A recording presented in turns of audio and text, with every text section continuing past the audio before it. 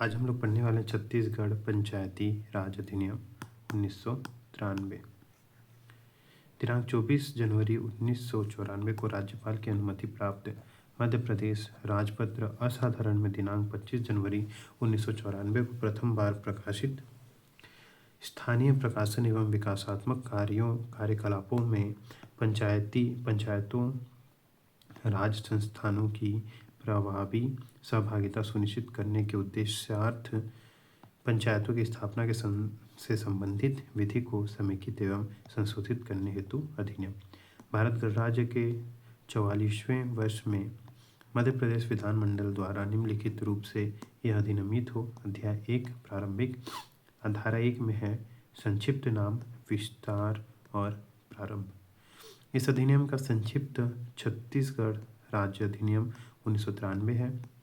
इसका विस्तार संपूर्ण छत्तीसगढ़ पर है, परंतु इसका विस्तार उन अपवादों एवं उपांतरणों के अध्याधीन रहते हुए जो अध्याय 14 का से उपबंधित किए गए हैं अनुसूचित क्षेत्रों पर होगा। यह तत्काल प्रभाव में होगा। धारा 2 परिभाषाएं।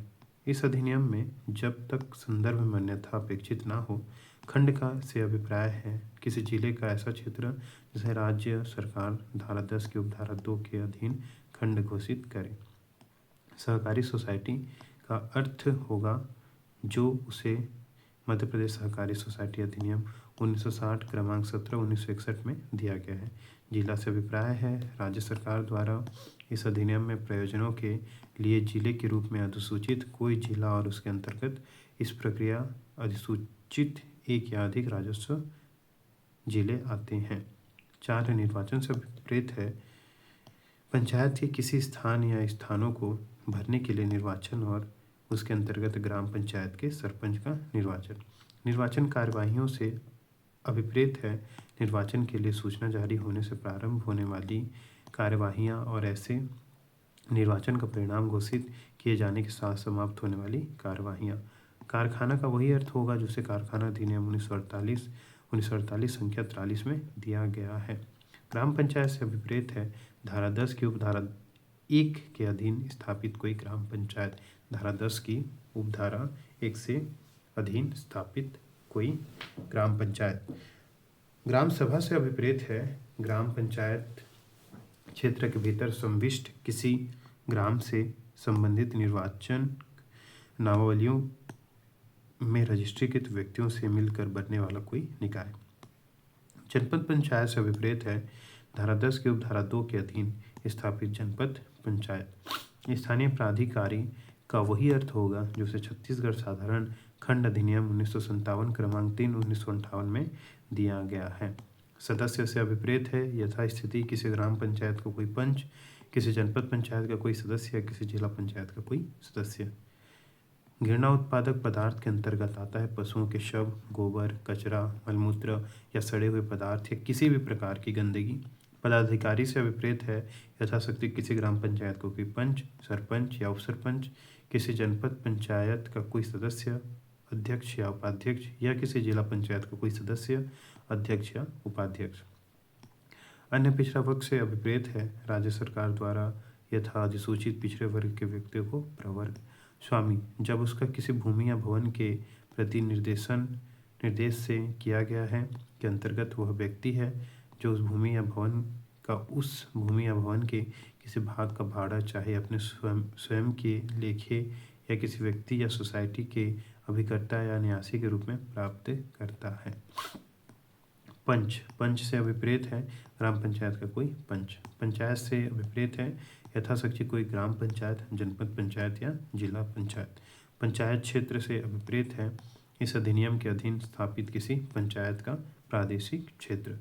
जनसंख्या से अभिप्रेत है अंतिम पूर्ववर्ती जनगणना में अभिनिश्चित की गई जनसंख्या जिसके सुसंगत आंकड़े प्रकाशित किए जा चुके हैं। अध्यक्ष और उपाध्यक्ष से अभिप्रेत है यथास्थिति किसी जनपद पंचायत या जिला पंचायत का क्रमशः अध्यक्ष या उपाध्यक्ष। इस अधिनियम के किसी भी उपबंध में विहित प्राधिकारी से अभिप्रेत है ऐसे अधिकारी या प्राधिकारी जिससे राज्य सरकार अधिसूचना द्वारा उस उपबंध के लिए अधीन प्राधिकारी के कृत्यों का निर्वहन करने का निर्देश दे। सार्वजनिक बाजार या सार्वजनिक मेला से विपरीत है। धारा 58 के परंतुक के अधीन अधिसूचित यथास्थिति कोई बाजार या मेला। सार्वजनिक स्थान से विपरीत है कोई ऐसा स्थान, भवन या संरचना जो निजी संपत्ति नहीं है और जो जनता के उपयोग में के लिए खुली है, चाहे ऐसा स्थान, भवन या संरचना पंचायत में निहित है अथवा नहीं है। सार्वजनिक सड़क से विपरीत है ऐसी कोई सड़क, पगडंडी, मार्ग, चौक, पटरी या रास्ता जो जनता द्वारा चाहे स्थायी रूप से या अस्थायी रूप से उपयोग में लाया जाता है। सरपंच और उप सरपंच से विपरीत है किसी ग्राम पंचायत का यथास्थिति क्रमशः सरपंच और उप सरपंच। अधिसूचित क्षेत्र से अभिप्रेत है भारत के संविधान के अनुच्छेद 244 के खंड 1 में निर्दिष्ट अनुसूचित क्षेत्र। अनुसूचित क्षेत्र से अभिप्रेत है संविधान के अनुच्छेद 244 के खंड 1 में निर्दिष्ट अनुसूचित क्षेत्र। स्थायी समिति से विपरीत है इस अधिनियम के उपबंधों के अधीन गठित यथास्थिति किसी ग्राम पंचायत, जनपद पंचायत या जिला पंचायत की स्थायी समिति। राज्य निर्वाचन आयोग से विपरीत है राज्यपाल द्वारा संविधान के अनुच्छेद 243(1) के अधीन गठित राज्य निर्वाचन आयोग। कर से विपरीत है इस अधिनियम के अधीन ग्रहणीय कोई कर, उपकर, रेट या फीस। ग्राम से विपरीत है कोई ऐसा ग्राम जिसे राज्यपाल द्वारा लोक अधिसूचना द्वारा इस अधिनियम के प्रयोजनों के लिए ग्राम के रूप में विनिर्दिष्ट किया गया है और उसके अंतर्गत है। इस प्रकार विनिर्दिष्ट किए गए ग्रामों का समूह। स्पष्टीकरण शब्द ग्राम से सम्मिलित है राजस्व ग्राम और वन ग्राम। जिला पंचायत से विपरीत है धारा 10 की उपधारा 3 के अधीन स्थापित जिला पंचायत। अध्याय 2 ग्राम सभा। धारा 3 ग्राम के संबंध में अधिसूचना। राज्यपाल लोक अधिसूचना द्वारा किसी ग्राम या ग्रामों के समूह को इस अधिनियम में के प्रयोजन के लिए ग्राम के रूप में निर्दिष्ट करेगा। धारा 4 ग्राम की मतदाता सूची। धारा 3 के अधीन विनिर्दिष्ट प्रत्येक ग्राम के लिए एक मतदाता सूची होगी जो इस अधिनियम और उसके अधीन बनाए गए नियमों के उपबंध के अनुसार तैयार की जाएगी। धारा 5 ग्राम के मतदाताओं का रजिस्ट्रीकरण। ऐसा प्रत्येक व्यक्ति जो उस ग्राम से संबंधित विधानसभा निर्वाचक नामावली में रजिस्ट्रीकृत किए जाने के लिए अहिर्त है या जिसका नाम उसे प्रविष्ट है और जो उस ग्राम का मामूली तौर से निवासी है, उस ग्राम की मतदाता सूची में रजिस्ट्रीकृत किए जाने का हकदार होगा।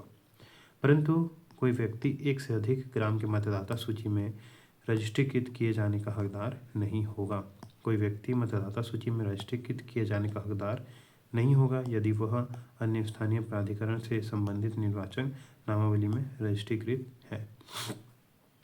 स्पष्टीकरण अभिव्यक्ति मामूली तौर से निवासी का अर्थ वही होगा जो उसके लिए लोक प्रतिनिधि अधिनियम 1950 का संख्या की धारा 20 में दिया गया है, किंतु उस उपांतरण के अध्याधीन रहते हुए उसमें किया गया निर्वाचन क्षेत्र के प्रति निर्देशन का इस प्रकार अर्थ लगाया जाएगा कि वह ग्राम के प्रति निर्देश है। कोई व्यक्ति किसी ग्राम की मतदाता सूची में रजिस्ट्रीकृत किए जाने के लिए निर्हित होगा यदि वह विधानसभा निर्वाचन नामावली में रजिस्ट्रीकृत किए जाने के लिए निर्हित है। धारा 6 है ग्राम सभा का सम्मेलन। ग्राम सभा का प्रत्येक 3 मास में कम से कम एक सम्मेलन किया जाएगा।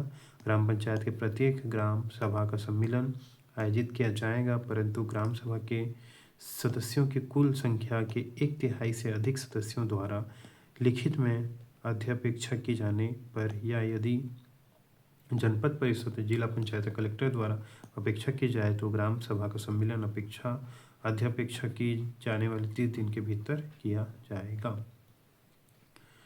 ग्राम सभा के किसी सम्मेलन में ग्राम सभा के सदस्यों की कुल संख्या के 1/10 सदस्यों से अन्यून सदस्यों से 1/3 के अन्यून महिला सदस्य होंगी। 1/3 अन्यून महिला सदस्य होंगी। ग्राम सभा की बैठकों में गढ़पूर्ति कराने का उत्तरदायित्व उनके निर्वाचन क्षेत्र के अनुसार यथास्थिति सरपंच या पंच का होगा।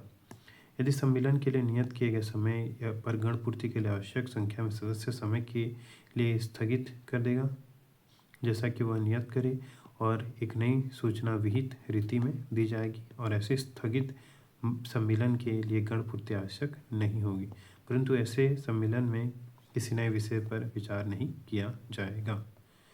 परंतु यह और भी कि वार्षिक कार्य योजना, हितग्राहियों के चयन, वार्षिक बजट, लेखा संपरीक्षा प्रतिवेदन और वार्षिक लेखा तथा प्रशासनिक रिपोर्ट के बारे में गणपूर्ति होने पर ही संकल्प पारित किया जा सकेगा। सरपंच का यह उत्तरदायित्व होगा कि इस अधिनियम के अधीन विनिर्दिष्ट नियमित अंतरालों पर ग्राम सभा का सम्मेलन बुलाए तथा उसके ऐसा करने में असफल रहने पर वह सरपंच पद का धारण करने के लिए निर्हित हो जाएगा। परंतु इस उपधारा के अधीन विहीन अधिकारी द्वारा सरपंच के विरुद्ध कोई आदेश तब तक पारित नहीं किया जाएगा जब तक कि उसे सुनवाई का युक्त अवसर नहीं दे दिया जाता। परंतु ग्राम सभा की लगातार 3 बैठकों में गणपूर्ति नहीं होने पर संबंधित पंच सरपंच को नोटिस दिया जाएगा तथा आगे की 2 ग्राम सभा में गणपूर्ति कराने का अवसर दिया जाएगा। फिर भी गणपूर्ति न होने की स्थिति में संबंधित पदाधिकारी के विरुद्ध पद से पृथक करने का कार्यवाही की जा सकेगी। ग्राम सभा के सम्मेलन की अध्यक्षता सरपंच द्वारा उसकी अनुपस्थिति में उप सरपंच द्वारा की जाएगी। उस दशा में जबकि सरपंच और उप सरपंच दोनों ही अनुपस्थित हो तो वहाँ ग्राम सभा में सम्मिलित अध्यक्षता ग्राम सभा के ऐसे सदस्य द्वारा की जाएगी जो सम्मेलन के उपस्थित सदस्यों के बहुमत से उस प्रयोजन के लिए निर्वाचित किया जाएगा। यदि इस संबंध में कोई विवाद उद्भूत होता है कि क्या कोई व्यक्ति ग्राम सभा के सम्मेलन में उपस्थित होने का हकदार है, तो ऐसे विवाद का विनिश्चय अध्यक्षता करने वाले व्यक्ति द्वारा ग्राम सभा क्षेत्र की मतदाता सूची में प्रविष्टि को ध्यान रखते हुए किया जाएगा और उसका विनिश्चय अंतिम होगा। ग्राम सभा को यह स्वतंत्रता होगी कि वह ग्राम पंचायत के कृत्यों से संबंधित किसी विषय पर विचार करे और ग्राम पंचायत ग्राम सभा द्वारा की गई सिफारिशें को कार्यान्वित करे। धारा 7 ग्राम सभा की शक्तियाँ और कृत्य तथा उसका वार्षिक सम्मेलन उन नियमों के अधीन है उन नियमों को जो राज्य सरकार इस निमित्त बनाए और ऐसे साधारण या विशेष आदेशों के जो राज्य सरकार द्वारा समय समय पर जारी किए जाए अधीन रहते हुए ग्राम सभा की निम्नलिखित शक्तियाँ तथा कृत्य होंगे। अर्थात कोई व्यक्ति ग्राम के आर्थिक विकास तथा ऐसी स्कीमों की पहचान तथा उसकी प्राथमिकता के लिए सिद्धांतों को अधिकथित करना, सामाजिक तथा आर्थिक विकास के लिए ऐसी योजनाओं, कार्यक्रमों तथा परियोजनाओं का क्रियान्वयन आरंभ करने से पूर्व अनुमोदित करना, ग्राम पंचायत के वार्षिक बजट पर विचार करना और उस पर सिफारिशें करना, ग्राम पंचायत की समपरीक्षा रिपोर्ट तथा वार्षिक लेखाओं पर विचार करना, ग्राम पंचायत द्वारा खंड ख में निर्दिष्ट योजनाओं, कार्यक्रमों तथा परियोजनाओं के लिए निधियों के समुचित उपयोग को अभिनिश्चित करना तथा प्रमाणित करना, गरीबी उन्मूलन तथा अन्य कार्यक्रमों के अधीन हितग्राहियों के रूप में व्यक्तियों की पहचान करना तथा चयन करना, हितग्राहियों को निधियों या आस्तियों के समुचित उपयोग तथा विवरण को सुनिश्चित करना, सामुदायिक कल्याण कार्यक्रमों के लिए लोगों को गतिशील करना, ग्राम्य विकास स्कीमों की प्रसुविधाओं के क्रियान्वयन, उन्हें बनाए रखने तथा उनके साम्यपूर्ण वितरण के लिए व्यक्तियों के सक्रिय योगदान को सुनिश्चित करना, जनसाधारण के बीच सामान्य चेतना में अभिवृद्धि करना। 9. एक सामाजिक सेक्टरों में ऐसी संस्थाओं तथा ऐसे कृत्य कार्यों पर जो ग्राम पंचायत को अंतरिम के द्वारा नियुक्त किए गए हैं उस पंचायत के माध्यम से नियंत्रण करना। 2. ग्राम के क्षेत्र के भीतर प्राकृतिक स्रोतों का जिनके अंतर्गत भूमि, जल, वन आते हैं संविधान के उपबंधों तथा तत्सम प्रवृत्ति अन्य सुसंगत विधियों के अनुसार प्रबंधन करना। 3. ग्राम पंचायतों को लघु जलाशयों के विनियमन तथा में सलाह देना। 4. स्थानीय योजनाओं पर तथा ऐसी योजनाओं के स्रोतों और व्ययों पर नियंत्रण रखना और ऐसी अन्य शक्तियों का प्रयोग करना तथा ऐसे अन्य कृत्यों का पालन करना जो राज्य सरकार द्वारा इस अधिनियम या राज्य में तत्समय प्रवृत्त किसी अन्य विधि के अधीन उसे प्रदत्त की जाए या उसे सौंपे जाए। सार्वजनिक कुओं, तड़ागों और तालाबों का निर्माण, मरम्मत और अनुरक्षण तथा घरेलू उपयोग के लिए जल प्रदाय, नहाने तथा धोने और पालतू पशुओं को पीने के लिए जल प्रदाय हेतु जल के स्रोतों का सन्निर्माण और अनुरक्षण, ग्रामीण सड़कों, पुलियों, पुलों, बांधों तथा सार्वजनिक उपयोगिता के अन्य संकर्मों तथा भवनों का सन्निर्माण और अनुरक्षण, सार्वजनिक सड़कों, संडासों, तालाबों, नालियों, कुओं तथा अन्य सार्वजनिक स्थानों का सन्निर्माण, अनुरक्षण और उनकी सफाई। उपयोग में न लाए जाने वाले कुओं तथा अस्वच्छ तड़ागों, खाइयों तथा गड्ढों को भरना और सीढ़ीदार कुओं, बावड़ियों को स्वच्छ कुओं में परिवर्तित करना, ग्राम मार्गों और अन्य सार्वजनिक स्थानों पर प्रकाश की व्यवस्था करना, सार्वजनिक मार्गों तथा स्थानों और उन स्थलों में जो निजी संपत्ति ना हो या जो सार्वजनिक उपयोग में के लिए ना खुले हों, चाहे ऐसे स्थल पंचायत में निहित हो या राज्य सरकार के हों, बाधाओं तथा आगे निकले हुए भाग को हटाना, मनोरंजन, खेल तमाशों, दुकानों, भोजन गृहों और पेय पदार्थों, मिठाइयों, फलों, दूध तथा इसी प्रकार की अन्य वस्तुओं के विक्रेता का विनिमय और उस पर नियंत्रण, मकानों, संडासों, मल मूत्रों, नालियों तथा फ्लश शौचालयों के सन्निर्माण का विनियमन, सार्वजनिक भूमि का प्रबंध और ग्राम स्थल का प्रबंध, विस्तार और विकास, एक शवों, पशु शवों और अन्य घृतोत्पादक पदार्थों के व्ययन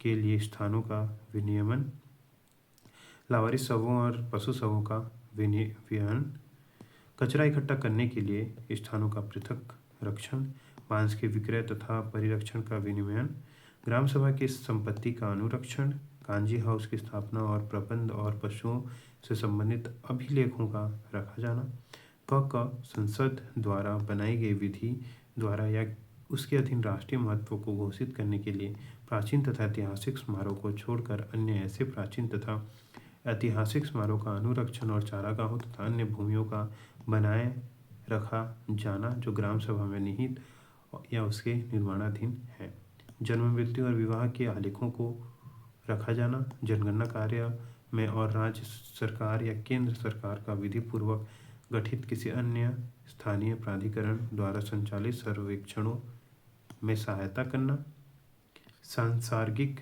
रोगों की रोकथाम में सहायता करना, इनोकुलेशन और टीका लगाने में सहायता करना तथा पशुओं की सुरक्षा के लिए ऐसे अनिवारक उपायों को जो संबंधित सरकारी विभागों द्वारा विहित किए जाएं प्रवर्तित करने में सहायता करना, निःशक्त तथा निराश्रित की सहायता करना।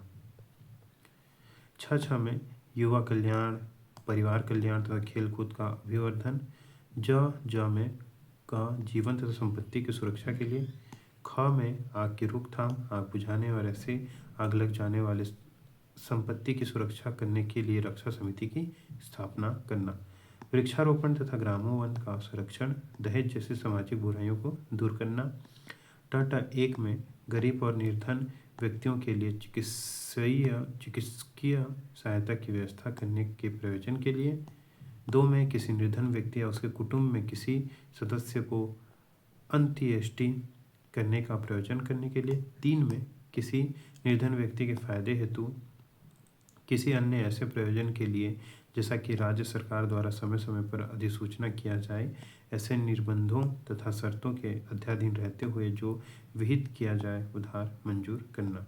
ठ 1 में राज्य सरकार कलेक्टर या इस संबंध में राज्य सरकार द्वारा प्राधिकृत किसी अन्य अधिकारी द्वारा अनुसूचित जातियों, अनुसूचित जनजातियों तथा अन्य पिछड़े वर्गों की दशा सुधारने के उपायों के संबंध में और विशेषतः अस्पृश्यता निवारण के संबंध में दिए गए या जारी किए गए निर्देशों का या आदेशों का क्रियान्वयन करना, ऐसे कृत्य करना जो जिला पंचायत या जनपद पंचायत साधारण या विशेष आदेशों द्वारा उसे सौंपे, ऐसे अन्य शक्तियों का प्रयोग करना और ऐसे अन्य कृत्य करना जो राज्य सरकारी अधिनियम या तत्सम राज्य के प्रवृत्त किसी अन्य विधि के अधीन उसे प्रदत्त करे या सौंपे। जनपद पंचायत के पूर्वानुमोदन से ऐसे अन्य कृत्य भी कर सकेगी जिनका किया जाना वह वांछनीय समझेगी। परंतु जहाँ ऐसे कृत्य ग्राम सभा को सौंपे गए हैं वहाँ वह यथास्थिति राज्य सरकार, जिला पंचायत या जनपद पंचायत के अभिकर्ता के रूप में कार्य करेगी और उस प्रयोजन के लिए उसे आवश्यक निधियाँ और अन्य सहायता की व्यवस्था यथास्थिति राज्य सरकार, जिला पंचायत, जनपद पंचायत द्वारा की जाएगी। बुनियादी सुविधाओं की योजना बनाना और उनका प्रबंधन कराना, विभिन्न कार्यक्रम के अधीन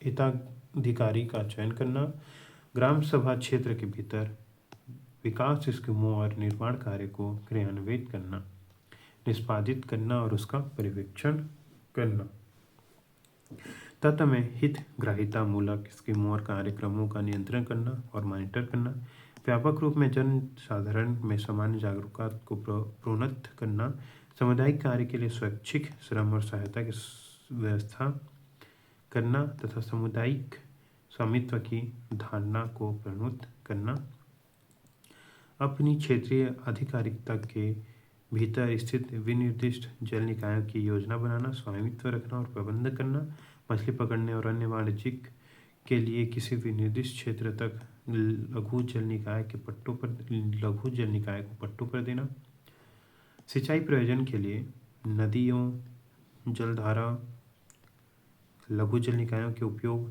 विनियमित करना, ग्राम सभा को अंतरित या उसके द्वारा नियत किए गए समस्त सामाजिक क्षेत्रों में संस्थाओं और कृतधारियों पर नियंत्रण रखना। दूसरा है ग्राम सभा का वार्षिक सम्मेलन आगामी वित्तीय वर्ष के प्रारंभ होने से कम 3 माह पूर्व किया जाएगा और ग्राम पंचायत से सम्मेलन में समक्ष निम्नलिखित बातें रखेगी: लेखाओं का वार्षिक विवरण, पूर्ववर्ती वित्तीय वर्ष के प्रशासन की रिपोर्ट, आगामी वित्तीय वर्ष के लिए प्रस्तावित विकास तथा अन्य कार्य संबंधित कार्य, अंतिम समपरीक्षा टिप्पणी और उससे संबंधित दिए गए उत्तर यदि कोई हो, ग्राम पंचायत का वार्षिक बजट तथा अगले वित्तीय वर्ष के लिए वार्षिक योजना। ग्राम पंचायत ऐसे मामले को ग्राम सभा के समक्ष रखेगी जिन्हें जनपद पंचायत, जिला पंचायत, कलेक्टर या निमित्त प्राधिकृत कोई अधिकारी ऐसे सम्मेलन के समक्ष रखे जाने की अपेक्षा करे। ग्राम पंचायत इस धारा के अधीन अपने समक्ष के मामलों के संबंध में ग्राम सभा द्वारा की गई सिफारिशों को यदि कोई हो तो क्रियान्वयन करेगी। अध्याय 3 है पंचायतों की स्थापना। धारा 8 है पंचायतों का गठन। इस अधिनियम के प्रयोजनों के लिए ग्राम के लिए ग्राम पंचायत का गठन हुआ, खंड के लिए एक जनपद पंचायत और जिला के लिए एक जिला पंचायत का गठन किया जाएगा। धारा 9 में पंचायत की अवधि प्रत्येक ग्राम पंचायत अपने प्रथम सम्मेलन के लिए नियत तारीख से 5 वर्ष तक के लिए बनी रहेगी, इससे अधिक नहीं, जब तक कि अधिनियम के अधीन समय के पहले विघटित नहीं कर दी जाए। किसी पंचायत का गठन करने के लिए निर्वाचन का उपधारा 1 में विनिर्दिष्ट उसकी अवधि की समाप्ति के पूर्व उसके विघटन की तारीख से 6 माह की कालावधि की समाप्ति के पूर्व,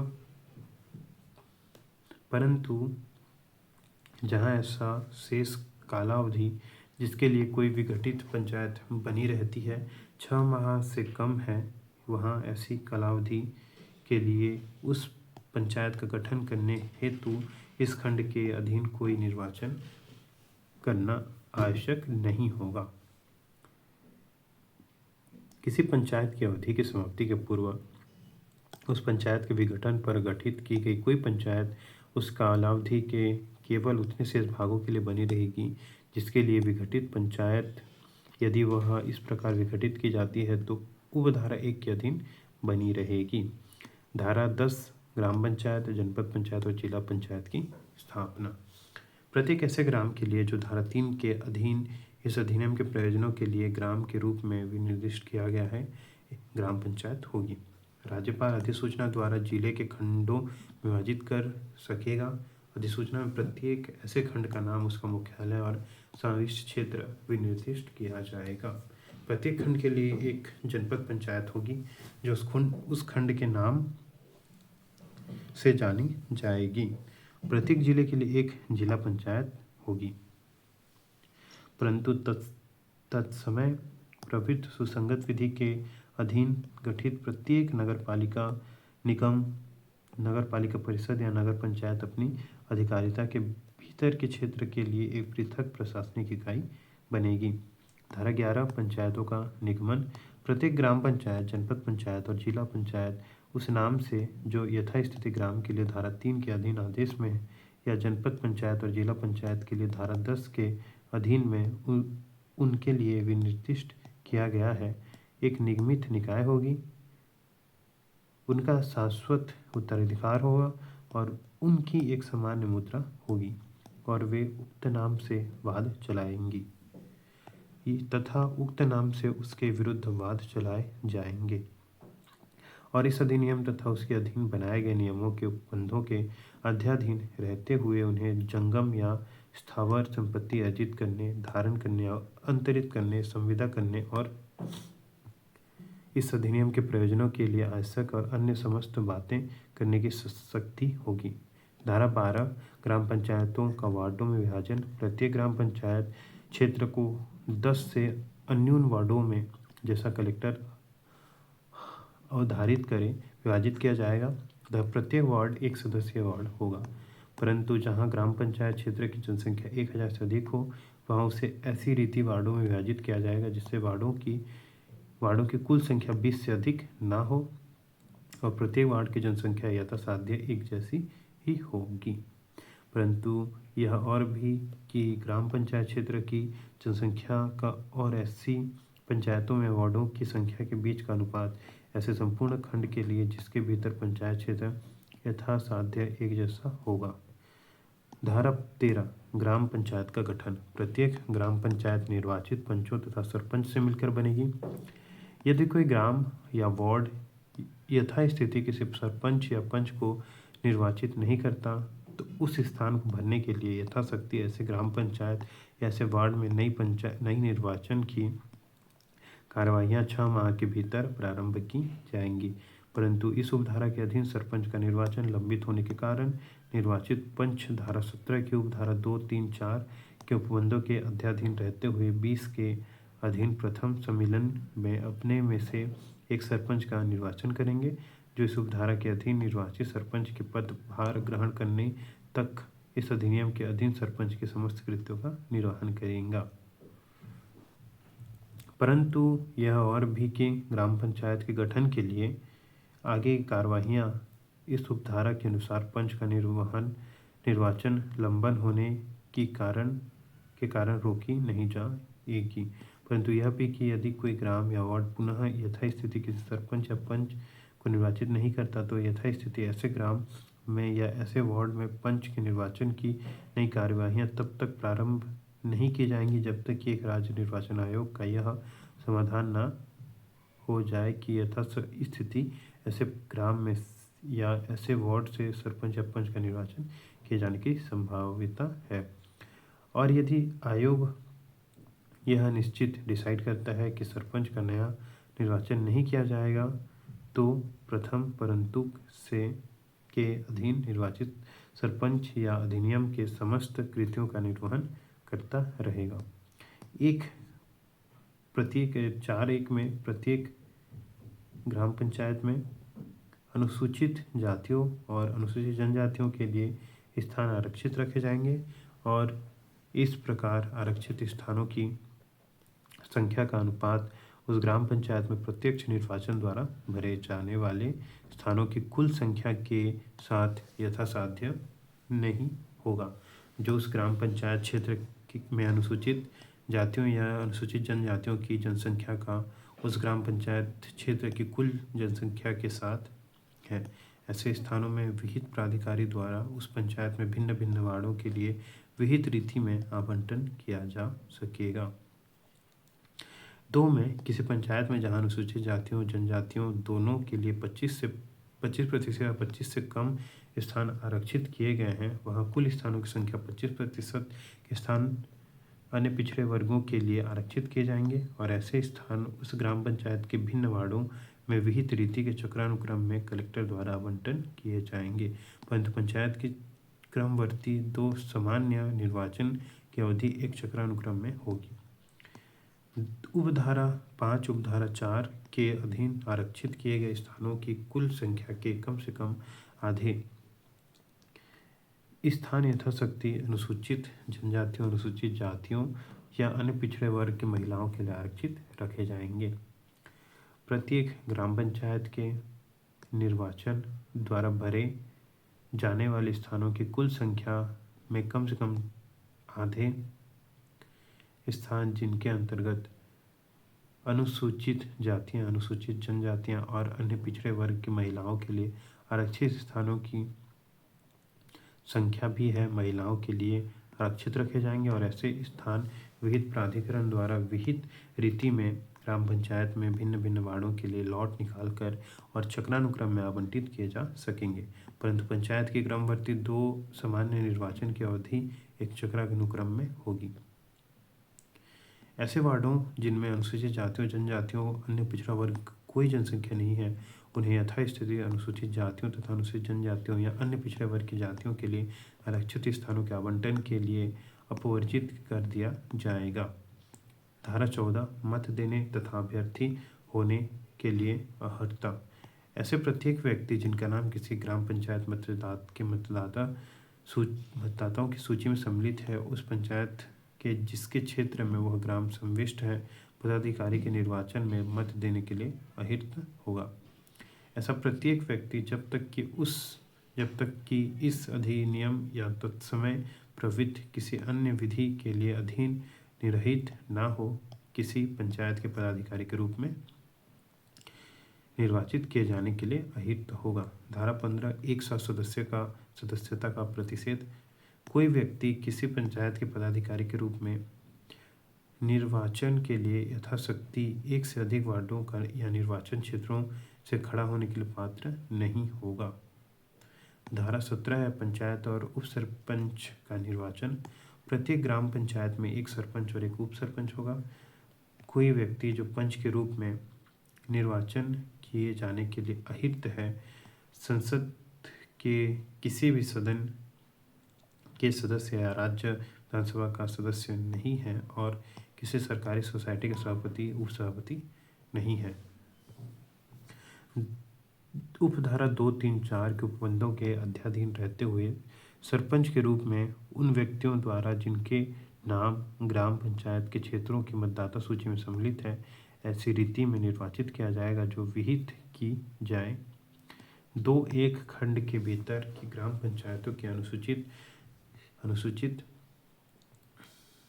जातियों और अनुसूचित जनजातियों के लिए ग्राम पंचायत के सरपंचों के उतनी संख्या में स्थान आरक्षित रखे जाएंगे जिनका अनुपात खंड के सरपंचों की कुल संख्या के साथ वही होगा जो अनुसूचित जातियों और अनुसूचित जनजातियों की जनसंख्या या खंड की कुल जनसंख्या के साथ है। परंतु उस खंड का भाग बन जाने वाले अनुसूचित क्षेत्रों से भिन्न किसी ऐसे खंड में अनुसूचित जनजातियों के लिए आरक्षित किए जाने वाले ग्राम पंचायत के सरपंच की संख्या की गणना करने के प्रयोजन के लिए उस खंड के भीतर आने वाले अनुसूचित क्षेत्रों की कुल जनसंख्या तथा उसमें की अनुसूचित जनजातियों की जनसंख्या अपवर्जित कर दी जाएगी। 2 खंड में जहां अनुसूचित जातियों और अनुसूचित जनजातियों की सम्मिलित जनसंख्या 50% से कम है, वह खंड के भीतर ग्राम पंचायतों में सरपंच के कुल पदों के 25% स्थान अन्य पिछड़ा वर्ग के लिए आरक्षित किए जाएंगे। 3 खंड के भीतर सरपंचों की कुल संख्या में कम से कम आधे स्थान महिलाओं के लिए आरक्षित रखे जाएंगे। इस धारा के अधीन आरक्षित रखे गए स्थान विहित प्राधिकारी द्वारा खंड के भीतर ग्राम पंचायतों में विहित रीति के चक्रानुक्रम में आवंटित किए जाएंगे। परंतु पंचायत की क्रमवर्ती 2 सामान्य निर्वाचन की अवधि का चक्रानुक्रम में होगी। परंतु यह और कि ऐसी ग्राम पंचायत जिसमें अनुसूचित जातियों या अनुसूचित जनजातियों या अन्य पिछड़े वर्गों की जनसंख्या नहीं है, यथास्थिति अनुसूचित जातियों, अनुसूचित जनजातियों या अन्य पिछड़ा वर्ग के लिए आरक्षित स्थानों के आवंटन में से अपवर्जित कर दिया जाएगा। 5वां है 5 विहित प्राधिकारी प्रत्येक निर्वाचन के पश्चात यथाशक्य शीघ्र उप सरपंच के निर्वाचन के प्रयोजन के लिए निश्चित पंचों तथा उप सरपंच का सम्मेलन बुलाया जाएगा और निर्वाचित उप पंचों और उप सरपंचों का सम्मेलन बुलाया जाएगा और उप धारा 7 के उपबंधों के अधीन रहते हुए ग्राम पंचायत इस प्रकार बुलाए गए सम्मेलन में उसके निर्वाचित सदस्यों में से किसी एक उप सरपंच का निर्वाचन करेगा। यदि ग्राम पंचायत का सरपंच अनुसूचित जातियों, अनुसूचित जनजातियों या अन्य पिछड़े वर्ग का नहीं है तो सरपंच ऐसी जातियों या ऐसी जनजातियों या ऐसे वर्गों के पंचों में से निर्वाचित किया जाएगा। यदि सरपंच या उप सरपंच संसद के किसी भी सदन के सदस्य या राज्यसभा का सदस्य है या किसी सहकारी सोसाइटी का सभापति या उपसभापति हो जाता है तो उसके संबंध में यह समझा जाएगा कि उसने यथास्थिति सरपंच या उप सरपंच के रूप में अपना पद उस तारीख से रिक्त कर दिया है जिसको कि वह ऐसा सदस्यता या सभापति या उप सभापति हुआ है, और यह समझा जाएगा कि ऐसे पद के धारा 38 के प्रयोजनों के लिए आकस्मिक निधि हो गई है। 8 में इस धारा के अंतर्विष्ट किसी बात के होते हुए भी सरपंच को इस अधिनियम के समस्त परियोजनों के लिए ग्राम पंचायत का पंच समझा जाएगा। धारा 18 बहिर्गामी सरपंच द्वारा कार्यभार को सौंपा जाना। नए निर्वाचित सरपंच के बारे में यह समझा जाएगा कि उसने धारा 20 में यथा उपबंधित प्रथम सम्मेलन की तारीख से पद का कार्यभार ग्रहण किया है। दूसरा, यदि बहिर्गामी सरपंच अपने कब्जे में कोई कागज या पत्र या संपत्ति नए निर्वाचित सरपंच को नहीं सौंपता या सौंपने से इनकार करता है तो विहित प्राधिकारी लिखित आदेश द्वारा बहिर्गामी सरपंच को निर्देश दे सकेगा कि वह ऐसे समस्त कागज पत्र और संपत्ति जो सरपंच की हैसियत से उसके कब्जे में है यथाशक्ति नए सरपंच, उप सरपंच या ग्राम पंचायत के सचिव को तत्काल सौंप दें। यदि बहिर्गामी सरपंच, उप सरपंच 2 के तहत निर्देश का अनुपालन नहीं करता है तो विहित प्राधिकारी उसके विरुद्ध धारा 92 के अनुसार कार्यवाही करेगा और धारा 98 के अधीन अभियोजन आरंभ करने के लिए आवश्यक कार्यवाही करेगा। धारा 4 ऐसे सरपंच जिसके विरुद्ध उपधारा 3 के अधीन कार्यवाही की गई है और जिसको दोषी पाया गया है, दोषी पाए जाने की तारीख से 6 वर्ष की कालावधि के लिए पंचायत का सदस्य या पदाधिकारी होने के लिए नियुक्त होगा, परंतु राज्य सरकार द्वारा लेखबंद किए जाने वाले कारणों से ऐसी निहरताएँ हटाई जा सकेंगी या उसकी कालावधि में कमी की जा सकेगी। धारा 19 में निर्वाचन की अधिसूचना सरपंच, उप सरपंच और पंचों के प्रत्येक निर्वाचन की विहित प्राधिकारी द्वारा ऐसी रीति में जैसा कि विहित किया जाए प्रकाशित किया जाएगा। धारा 20 में प्रथम सम्मेलन और पदावधि। ग्राम पंचायत का प्रथम सम्मेलन धारा 19 के तहत अधीन प्रकाशन की तारीख के 30 दिन के भीतर किया जाएगा। ऐसा सम्मेलन विहित प्राधिकारी द्वारा बुलाया जाएगा और सम्मेलन के संबंध में धारा 44 के उपबंध यथावाक्य उक्त सम्मेलन को लागू होंगे। ग्राम पंचायत के पदाधिकारी प्रथम सम्मेलन की तारीख से 5 वर्ष के लिए पद धारण करेंगे, इससे अधिक नहीं, परंतु इस उपधारा में अंतर्विष्ट किसी बात के होते हुए भी ग्राम पंचायत का पदाधिकारी होने वाला प्रत्येक व्यक्ति एक उस ग्राम पंचायत क्षेत्र का मतदाता रहने पर या उसके राज्यसभा के सदस्य या संसद के किसी सदन के सदस्य होने पर तत्काल अपने पद से हट जाएगा। 3. यदि उपधारा 2 में वर्णित कालावधि का अवसान होने के पूर्व ग्राम पंचायत पुनर्गठित नहीं की जाती तो वह कालावधि का अवसान हो जाने पर विघटित हो जाएगी और धारा 87 का उपबंध उस पंचायत के संबंध में 6 माह से अधिक कालावधि के लिए जिस कालावधि के भीतर ग्राम पंचायत इस अधिनियम के उपबंधों के अनुसार पुनर्गठित की जाएगी लागू होंगे। धारा 21 है सरपंच और उप सरपंच के विरुद्ध अविश्वास का प्रस्ताव। उपस्थित तथा मतदान करने वाले पंचों के 3/4 से अन्यून ऐसे बहुमत जो तत्समय ग्राम पंचायत का गठन करने वाले पंचों की कुल संख्या के 2/3 से अधिक हैं, पारित संकल्प द्वारा अविश्वास का प्रस्ताव ग्राम पंचायत द्वारा पारित कर दिया जाने पर वह सरपंच या उप सरपंच जिसके विरुद्ध ऐसा प्रस्ताव पारित किया है तत्काल प्रभाव से अपने पद पर नहीं रह जाएगा। धारा 21 के 2 के अनुसार इस अधिनियम या इसके उसके अधीन बनाए गए नियमों में अंतर्विष्ट किसी बात के होते हुए कोई सरपंच या उप सरपंच उस सम्मेलन की अध्यक्षता नहीं करेगा जिसमें उसके विरुद्ध अविश्वास प्रस्ताव पर चर्चा की जाती है।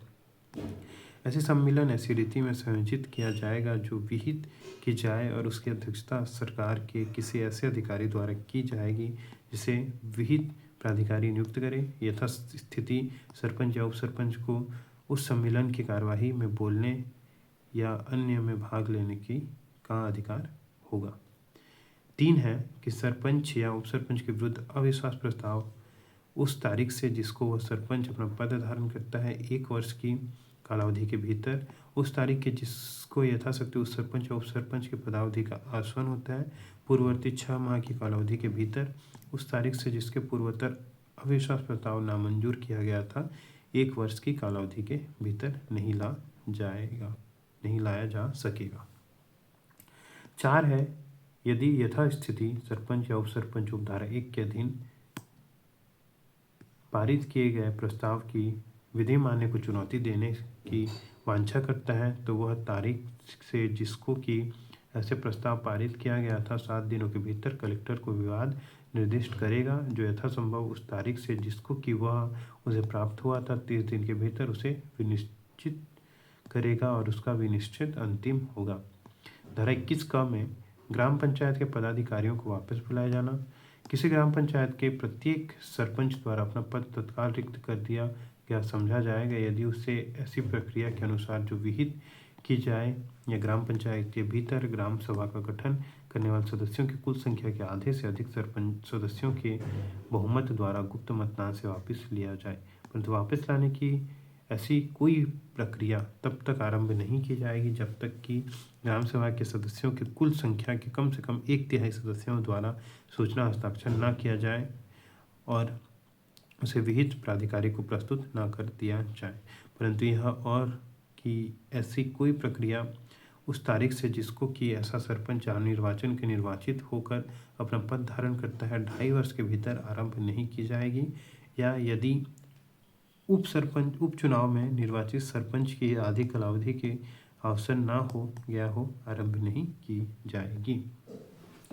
किसी ग्राम पंचायत के प्रत्येक पंच द्वारा अपना पद तत्काल रिक्त कर दिया समझा जाएगा यदि ऐसे वार्ड या गठन करने वाली ग्राम सभा जिसके लिए पंच निर्वाचित किया जाए के सदस्यों की कुल संख्या के आधे से अधिक बहुमत द्वारा गुप्त मतदान द्वारा उसे वापस बुला लिया जाए। उपधारा 3 उपधारा 1 के उपबंध किसी पंच के वापस बुलाए जाने के संबंध में यथावश्यक परिवर्तन सहित लागू होंगे।